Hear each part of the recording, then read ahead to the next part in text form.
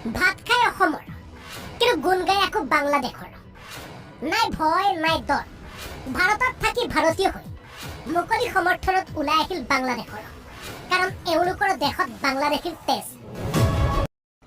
ইয়াতে খেল চলি আছে শ্ৰীলংকা বাংলাদেশ দুটা দল শ্ৰীলংকাৰ বাংলাদেশ আৰু শ্ৰীলংকাৰ মাজৰ এখন ৱাৰ্ম আপ মেচ। ইয়াতে দুটাৰ এটা মই ছাপোৰ্ট কৰিবই লাগিব যিহেতু মই দৰ্শক মই খেল চাব আহিছোঁ। ইয়াতে মই ভাৰতীয় দলক কেনেকৈ ছাপোৰ্ট কৰিম কাৰণ ভাৰতীয় দল ইয়াতে নায়েই, ভাৰতীয় দল ইয়াতে খেলাই নাই, খেলি আছে শ্ৰীলংকাৰ বাংলাদেশ। ইয়াৰ নিউজত বজাই আছে ভাৰতীয় দলক ছাপোৰ্ট কৰিব লাগিব। ভাৰতীয় দলক যদি ছাপোৰ্ট নকৰোঁ উল্টা পুল্টা বকি থাকে।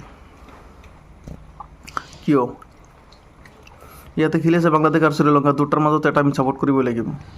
ইয়াতে ভাৰতীয় দলক মই কেনেকৈ ছাপোৰ্ট কৰিম? মই যদি বাংলাদেশী দলক ছাপোৰ্ট কৰোঁ তেনেহ'লে কি হ'ব?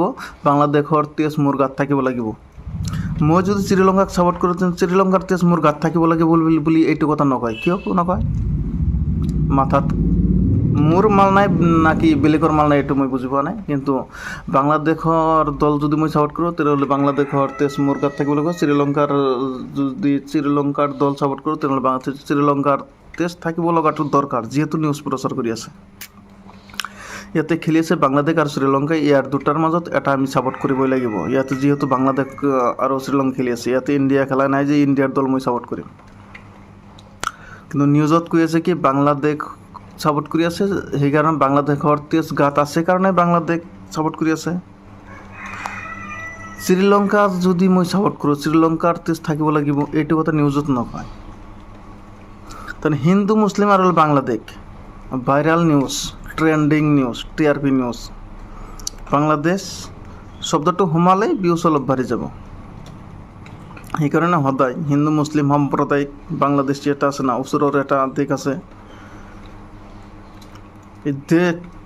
এই বাংলাদেশ লৈ বহুত নিউজ চলে, ৰাজনীতিক চলে, বহুত উন্নত দেশ এইটো।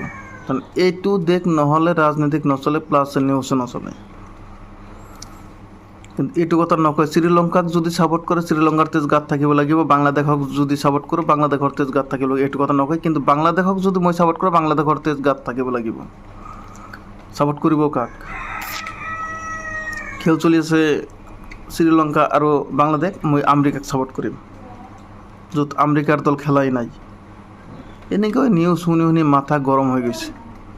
এইটো নিউজ হ'ল নে এনেকৈ কোনে কাক ছাপোৰ্ট কৰিবই। দুটা দল খেলি আছে, কোনে কাক ছাপোৰ্ট কৰি টিকেট কাটি সোমাইছে দৰ্শকে এটা না এটা ছাপোৰ্ট কৰিবই।